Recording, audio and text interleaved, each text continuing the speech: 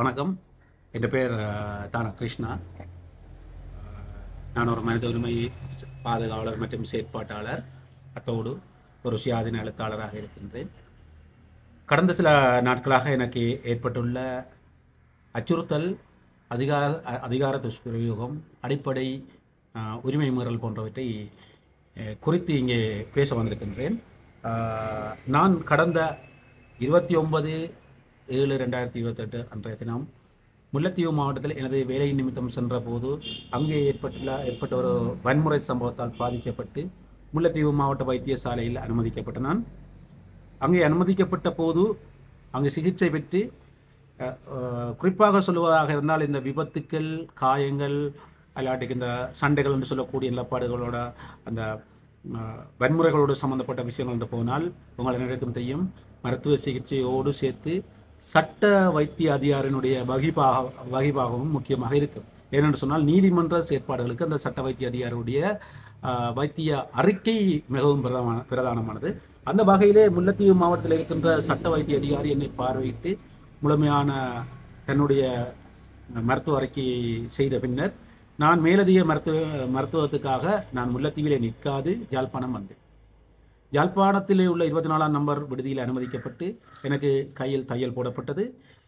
அடுத்த நாள் 31ஆம் தேதி இதான் எனக்கு தையல் போடப்பட்டது. 1ஆம் தேதி நான் 29ஆம் நம்பர் வீட்டுக்கு மாற்றப்பட்டு அங்கே இருக்கின்ற போது நான் அங்கே வருகை தந்திருப்பதை கேள்விப்பட்ட டாக்டர் செல்லையா பிரணவன், யாழ் மாவட்ட சட்ட வைத்திய அதிகாரி அவர்கள், நாங்கள் ஜெயம்மா பிரணவன் என்று சொல்லி நாங்கள் கூறுவோம், அவர் என்னை பார்வையிடுவதற்காக 29ஆம் இலக்க நோயாளர் விடுதிக்கு வருகை தந்தார். அந்த நோயாளர் விடுதியிலே நான் ஏற்கனவே என்னை முல்லைத்தீவு மாவட்ட சட்ட வைத்திய அதிகாரி பார்வையிட்டு அறிக்கை வழங்கியை தெரிவித்திருந்தேன். அதற்கு முன்னராக 24ஆம் நம்பர் இலக்க விடுதிக்கும் வழங்கியிருந்தேன். ஆகவே சட்ட வைத்திய அதிகாரி என்னை பார்க்க தேவையில்லை என்பதை அந்த விடுதி தெரிவித்திருந்தது. இந்த நிலையில் என்னை பார்வையிட வந்த பிரணவன் டாக்டர் அவர்கள் என்னை அந்த வைத்திய அறைக்கு கூட்டி சென்று எனக்குரிய நோயாளிக்குரிய எந்த நடவடிக்கையும் அவர் செய்யவில்லை, அது சம்பந்தமாக செய்யவில்லை. நான் தங்களை குறித்து ஜேஎம்ஓக்கள் குறித்து முகநூலிலே விமர்சனம் எழுதியதாக என்னிடம் விசாரித்தார். பலதரப்பட்ட கேள்விகளை கேட்டார். எனக்கு பின்னால் யார் இருப்பது, நீ அர்ச்சனாதான் உன்னுடைய தலைவன் என்றெல்லாம் கேட்டார். அவ்வாறு பல கேள்விகளை இந்த நான் முகநூல் தளங்களில் எழுதப்படுகின்ற விமர்சனங்கள் குறித்து தான் என்னை விசாரித்தார்.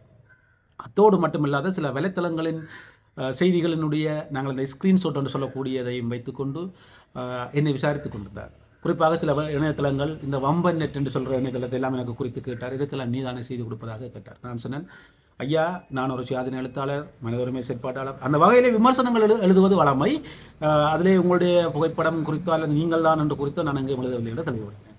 இவ்வாறாக பல கேள்விகளை கேட்டுக்கொண்டிருந்தவர் தன்னுடைய தொலைபேசியில் முழுவதையும் ரெக்கார்ட் செய்து வைத்துள்ளார். அது அவரே பின்னர் கூறினார், எனக்கு தெரியாது. அவர் என்ன கதைத்தாரில்லை என்பதை அவருடைய ரெக்கார்டு வெளியே வந்தால் அனைவருக்கும் தெரியும். அந்த இடத்திலே தான் திருப்பி என் மீது சட்ட நடவடிக்கை எடுக்கப் போவதாக கூறினார்.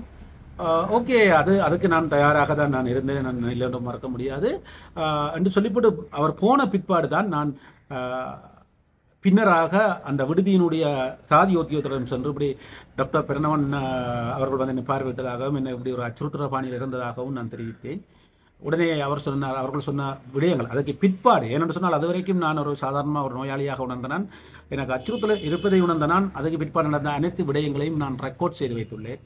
அந்த ரெக்கார்ட் செய்து வைத்திருக்கின்ற விடயத்திலே நான் உங்களுக்கு ஒரு சில விடயங்களை போட்டு காட்ட முடியும். குறிப்பாக சொல்வதாக இருந்தால், அந்த மருத்துவ தாதியர்கள் என்னை ஜேஎம்ஓ டாக்டர் அவர்கள் கால் பண்ணி பார்வையிட கேட்டதாகவும், ஜேஎம்ஓ ஏற்கனவே முல்லைத்தீவு ஜேஎம்ஓ பார்வையிட்டு விட்டதாகவும் தெரிவித்தது முதல் என்னை பார்வையிட தேவை என்ப ஒத்துக்கொண்ட வீடியோ வரைக்கும் இருக்கின்றது. அதிலே முதலாவதாக ஒரு வீடியோ நாங்கள் ஒரு வீடியோவில் ரெக்கார்ட் இருக்கிறது, அதை நான் காட்டுகிறேன்.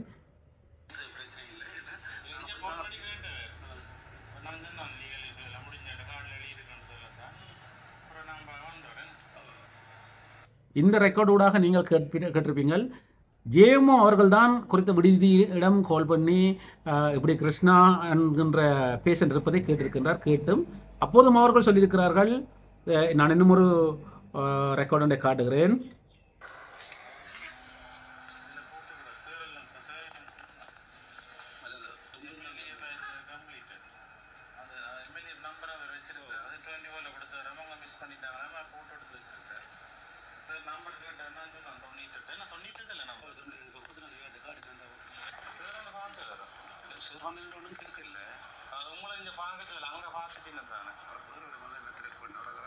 இந்த ஆடியோவில் நீங்கள் தெளிவாக கேட்டிருப்பீங்கள்.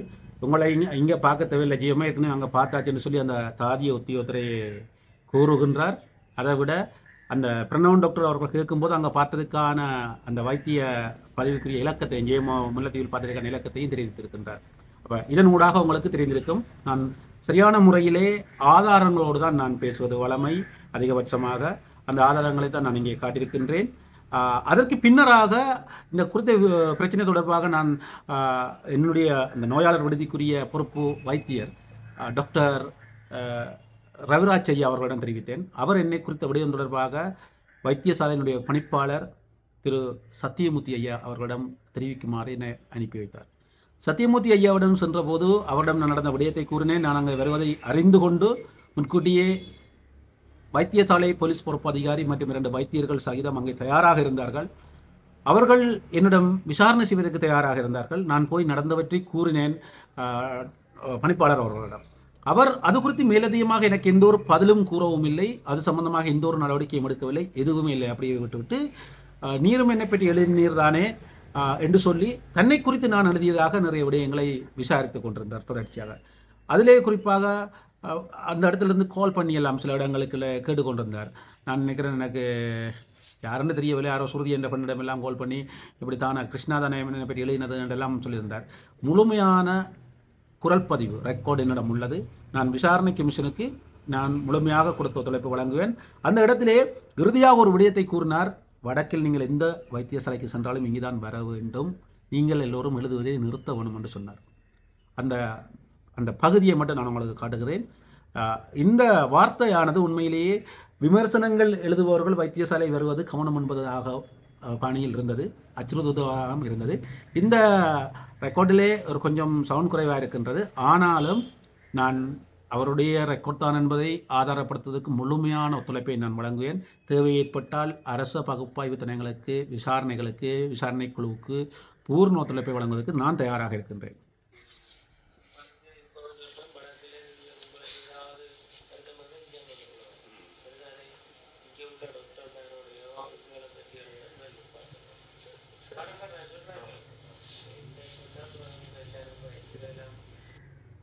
ரைட், இதில் நீங்கள் கேட்டுப்பீங்கள்.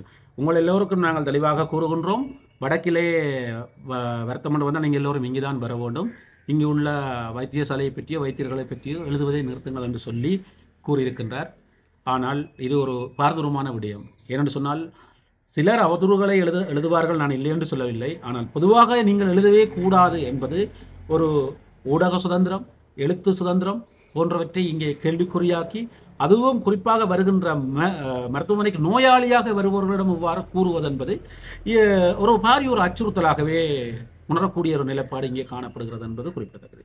அதன் பிற்பாடு என்னை மீண்டும் ஜெயம பிரணவன் அவர்களிடம் அனுப்பி வைத்தார். அங்கே அவர் நான் ஒரு அர்ச்சனாவை போன்று பொய்க்காரன் என்றும் பொய்யாக நான் கேஸுகளை கூறுவதாக கூறி என்னை மீண்டும் 29ஆம் இலக்க நோயாளர் விடுதிக்கு அனுப்பி வைத்தார்கள். அதன் பிற்பாடு 2 மணித்தியாலங்கள் கழித்து அந்த போலீஸ் நிலைய, அதாவது வைத்தியசாலை போலீஸ் நிலைய பொறுப்பதிகாரி அங்கே என்னை மீண்டும் வந்து விசாரணைக்காக அழைத்து செல்லப்பட்டார். விசாரணை எவ்வாறு இருந்தது என்று சொன்னால், வைத்தியசாலையினுடைய நலன்புரி சங்க அலுவலகத்திற்குள் மூடிய அறைக்குள் அங்கே இருந்த ஊழியர்கள் அனைவரையும் வெளியேற்றிவிட்டு என்னை தனியாக கூட்டிக் கொண்டு நிறுத்தி, வைத்தியசாலை பணிப்பாளர் உங்களுக்கு எதிராக முறைப்பாடு செய்துள்ளார் என்று சொல்லியும் உங்களிடம் விசாரணை என்று சொல்லி கூட்டிக் கொண்டு போனார். என்னுடைய தொலைபேசிகளை எல்லாத்தையும் தர வேணும் என்று சொல்லி ஏற்கனவே பணிப்பாளரிடம் செல்லும் போதும் இதே வேலைதான். தொலைபேசியை ஓஃப் பண்ணுங்கன்னு சொன்னார்கள். நான் சொன்னேன், தொலைபேசி ஓஃப் பண்ண முடியாது. ஏன்னு சொன்னால் நான் நோயாளியாக இருக்கிறேன், நீங்கள் ஏற்கனவே அச்சுறுத்தல் இருக்கிறது. எனக்கு கால் பண்ணும்போது என்னோட உறவினர்களோ என்னை சார்ந்தவர்களோ கால் பண்ணும்போது தொலைபேசி வேலை செய்யலன்னு சொன்னால் அவர்கள் பயப்படுவார்கள் என்றுமே நான் தெரியப்படுத்தியிருந்தேன். அப்போ அங்கே கூட்டிக் கொண்டு போன அந்த போலீஸ் அதிகாரியை அந்த வைத்தியசாலை பணிப்பாளனுடைய முறைப்பாடுகளை வாசித்த பின்னர் குறித்த முறைப்பாட்டுக்கு என்னிடம் விளக்கம் கேட்டார். ஏற்றுக்கொள்கிறேன் கேட்டார். நான் அப்போது கூறினேன், நான் இப்போது நோயாளியாக வந்திருக்கிறேன் ஐயா. அவருடைய பேர் வந்து பெரியசாமி ஐயா. நான் பெரியசாமி ஐயா, நீங்கள் என்ன அந்த போலீஸ் அதிகாரியினுடைய பெயர் பெரியசாமி ஐயா, நீங்கள் என்னிடம் இவ்வாறு கேட்பது சரியா? நான் இப்போது நோயாளியாக வந்திருக்கிறேன் என்பதை நீங்கள் உணர்ந்து கொள்கிறார் என்று கேட்டபோது அவர் நீங்கள் குறிப்பிட விரும்புவதை குறிப்பிடலாம் என்று சொன்னார். என்று சொல்லும்போது நான் நோயாளியாக இருக்கின்ற காரணத்தால் தற்போது இது சம்பந்தமாக குறித்து எதுவும் கதைக்கவில்லை என்று கூறிவிட்டு நான் மீண்டும் நோயாளர் விடுதிக்கு சென்று அன்றைய தினம் மாலை வைத்தியசாலையிலிருந்து வெளியேறிவிட்டேன். உண்மையிலே இங்கே நான் கூறக்கூடிய ஒரு மிக முக்கியமான விடயம், வைத்தியசாலைக்கு நோயாளியாக செல்கின்றவர்கள் வெளியிலே விமர்சனம் எழுதுகிறவர்களாக இருந்தால் இது ஒரு அச்சுறுத்தல், ஒரு அதிகார துஷ்பிரயோகம், ஒரு மருத்துவ சேவை மீதான ஒரு அடிப்படை உரிமை மீறல் என்பதை நாங்கள் வலியுறுத்தி கூற வேண்டும். இங்கே நிறைய நபர்கள் ஆதாரம் இல்லை என்று கூறுவார்கள், பொய்யான குற்றச்சாட்டு என்று கூறுவார்கள். அதற்கு தேவையான குறிப்பிட்ட அளவு ஆதாரம் தான் நான் உங்களிடம் தந்திருக்கின்றேன் என்று சொன்னால் இதை நான் வெளிப்படுத்த வேண்டிய ஒரு நிர்பந்தம். எனக்கு இங்கே நீதி கிடைக்குமா, நியாயம் கிடைக்குமா என்பதெல்லாம் 2வது கட்டம். ஆனால் நான் பிரச்சனையை பொதுமக்களுக்கும் பொதுவெளிக்கும் நான் கொண்டு வந்து விட்டிருக்கின்றேன். இனி இந்த விசாரணை சம்பந்தமாக நான் ஒரு முறைப்பாட்டு கடிதத்தினை ஜனாதிபதி செயலகம், சுகாதார அமைச்சு மற்றும் சுகாதார அமைச்சு உட்பட